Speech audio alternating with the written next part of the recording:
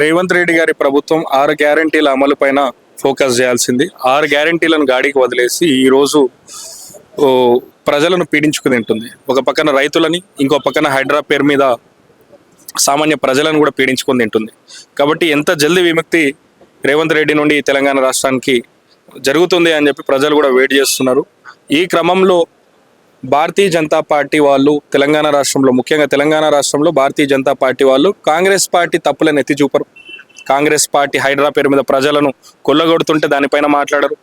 ఈరోజు national Herald కేసులో రేవంత్ రెడ్డికి ఈడీ సమన్లు ఈడీలో వారి పేరు చేర్చడం పైన స్పందించరు. దానిపైన ఫేర్ ఇన్వెస్టిగేషన్ చేయాలని చెప్పి, రేవంత్ రెడ్డి గారి రాజీనామా చేయాలని చెప్పేటువంటి అంశం పైన కూడా భారతీయ జనతా పార్టీ ఈరోజు మాట్లాడు. అంటే రేవంత్ రెడ్డి గారితో అంటారా అన్నట్టుగా ఈ భారతీయ జనతా పార్టీ వ్యవహరిస్తుంది. అంటే అంతర్గతంగా రేవంత్ రెడ్డికి మళ్ళీ భారతీయ జనతా పార్టీకి ఏదో ఒక ఒప్పందం ఉంది. అందుకే ఇప్పటికీ 48 నుండి 49 సార్లు ఢిల్లీకి రేవంత్ రెడ్డి గారు వెళ్ళడం జరిగింది. ఈ రోజు కూడా పేపర్ స్టేట్మెంట్లో అవసరమైతే ఇంకో 50 సార్లు కలుస్తా అనే మాట ఏదైతే మాట్లాడుతుండో, ఒకటి అవసరం అంటే దేనికి అవసరం, నీకా లేదా అవసరం రాష్ట్ర అభివృద్ధికి? ఒకవేళ రాష్ట్ర అభివృద్ధి కోసం అవసరం అయ్యి ఉంటే ఈరోజు మరి కేంద్రం నుండి నిధులు తేవడంలో నువ్వు ఎందుకు అటర్ ఫ్లాప్ అవుతున్నావు? మరి నువ్వు కేంద్రం నుండి ప్రాజెక్టులు సాధించడంలో ఎందుకు అటర్ ఫ్లాప్ అవుతున్నావు? ఇక్కడ నీళ్లను కూడా కొల్లగొట్టుకుని తీసుకుపోతుంటే అక్కడ ఆంధ్ర పెత్తందారులకు నువ్వు ఎట్లా కొమ్ము కాస్తున్నావు? దానిపైన మరి నీకు కేంద్ర ప్రభుత్వం ఎందుకు సహకరిస్తలేరు? దీనిపైన నువ్వు సమాధానం చెప్పాలి రేవంత్ రెడ్డి గారు. రాష్ట్రానికి జరుగుతున్నటువంటి అన్యాయాలపైన నువ్వు కేంద్ర ప్రభుత్వానికి లేఖలు ఇవ్వడము, లేదా దాన్ని పరిష్కరించే మార్గం వైపు నువ్వు నడవడము అనేటువంటిది జరగాలి. కానీ నువ్వు ఢిల్లీ పోయేది ఎందుకు ఇన్నిసార్లు? అంటే ఒక 50 సార్లు పోయి ఉంటే నాకు తెలిసి ఎక్కువ మోడీ దగ్గరే మోకరిల్ల నీకు పోయినటువంటిది. అంటే ప్రధానమంత్రితో రాష్ట్ర ప్రయోజనాల కంటే ఎక్కువ నీ సొంత ప్రయోజనాలు నువ్వు బయటపడడం కోసం చేసినటువంటి ఢిల్లీ విజిట్లే ఎక్కువ. అంటే మరో 50 సార్లు అదే అంటున్నా కదా, 50 సార్లు ఇప్పటికీ 49 సార్లు పోయినారు. 49 సార్లు పోయి 6 గ్యారంటీల అమలు కోసం నయా పైసానన్నా కేంద్ర ప్రభుత్వం నుండి తీసుకురాగలిగిందా రాష్ట్ర ప్రభుత్వం? దానికి సమాధానం చెప్పాలి. ఈరోజు కళ్యాణ లక్ష్మి కేసీఆర్ గారు 1 లక్ష రూపాయల చెక్కు సొంత ఆడబిడ్డ అనుకోని ఒక గరీబ్ బిడ్డకి తన ఆడబిడ్డగా భావించే కళ్యాణ లక్ష్మి రూపంలో షాదీ ముబారక్ స్కీమ్ ద్వారా ఒక ఆడబిడ్డ పెళ్లికి కేసీఆర్ గారి ప్రభుత్వం సహకరిస్తే దానికి తులం బంగారం జోడిచ్చిస్తా అన్న వ్యక్తి మరి ఈరోజు సంవత్సరంన్నర గడిచి వస్తున్నా కూడా మరి ఆ తులం బంగారం ఎక్కడికి పోయింది? అది దేవుడెరు. అంటే ఈరోజు కేంద్ర ప్రభుత్వం మరో 50 సార్లు అంటున్నావు, పోయిన 48-49 సార్లలో నువ్వు సాధించింది ఏంది?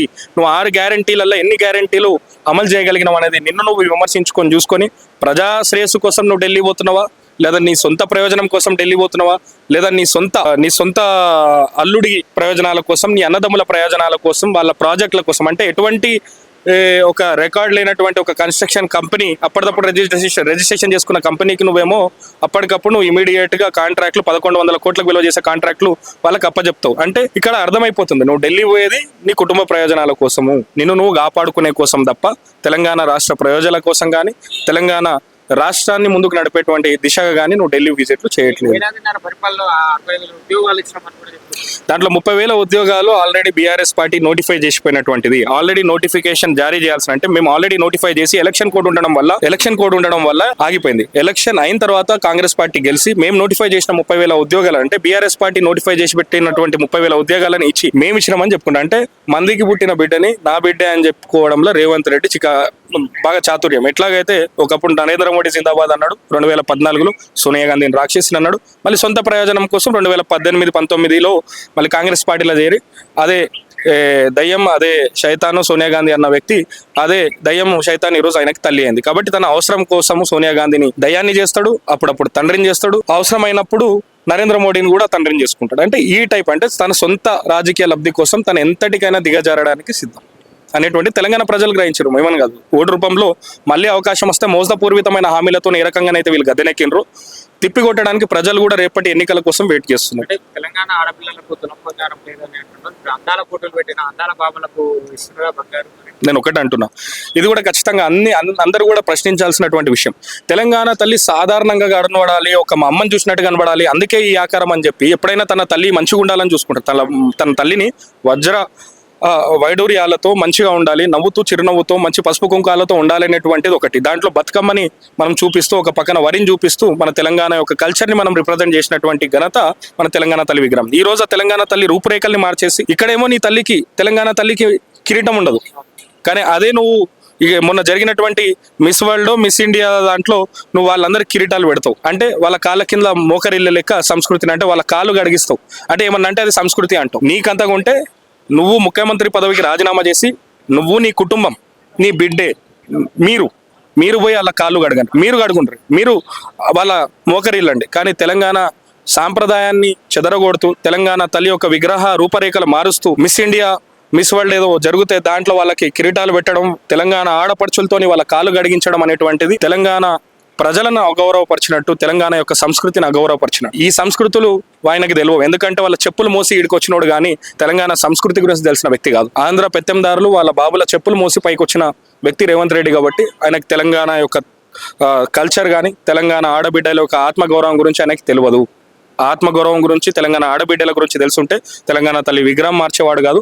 తెలంగాణ తల్లి విగ్రహం పెట్టాలనుకుని ప్రపోజల్ తెచ్చుకున్నటువంటి స్థానంలో రాజీవ్ గాంధీ విగ్రహం పెట్టేటోడు అంతకన్నా కాదు. అంటే ఒకవైపు ఆర్థిక పరిస్థితి బాగాలేదనుకుంటూనే 200 కోట్లు పెట్టి అదే అంటున్నాం కదండి.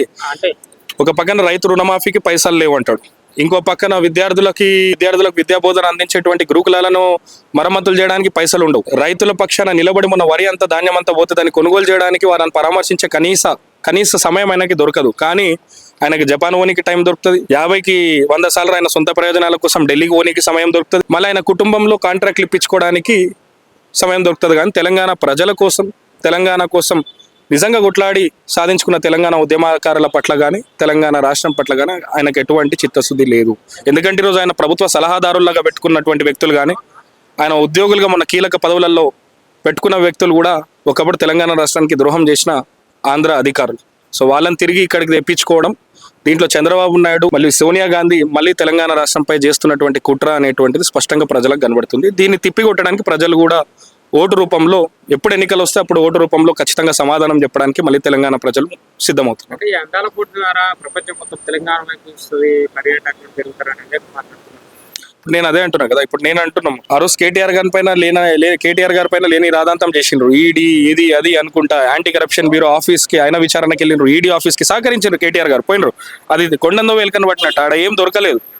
ఈ రేసింగ్ ఫార్ములా ఈ రేసింగ్ అది ఇది అనుకుంటా, దాని ద్వారా వచ్చినటువంటి పెట్టుబడులు కేటీఆర్ గారు స్పష్టంగా ఇట్లా చూపించిండ్రు. మరి ఈరోజు అందాల పోటీ ద్వారా నువ్వు సాధించిన ఘనత ఖ్యాతి నువ్వు వైట్ పేపర్ రిలీజ్ చేయి, రేపు చెప్పు. దీని ద్వారా అంటే ఈ అందాల పోటీ ద్వారా నువ్వు సాధించిన ప్రగతి కంటే రాష్ట్రం యొక్క పరువుని అప్రతిష్ట పాలు చేసిందే ఎక్కువ. 1.5 పరిపాలనలో కనీసం 6 గ్యారెంటీల 3 గ్యారెంటీలన్నా కంప్లీట్ చేస్తాడేమో అనుకున్నాం. కానీ ప్రజల్ని మభ్యపెడుతూ మోసపూరితమైన హామీలతోని అది ఎట్లాగో జరగవని తెలిసి తన తట్టాబుట్టా చదువుకోవడం, తన కుటుంబం అంటే ఇల్లు బాగున్నప్పుడే అంత చక్క పెట్టుకోవాలన్నట్టు ప్రభు అధికారం ఉంది ఎట్లాగో రాదన్న విషయం తెలిసిన తర్వాత కేవలం ఆయన కుటుంబం బాగుండాలని ఆయన కేసుల నుండి బయటపడనీకే రేపు మళ్ళీ ఆయన ముఖ్యమంత్రి పదవి నుండి ప్రజలు ఎట్లాగో ఇంటికి పంపుతారు ఓటు రూపంలో.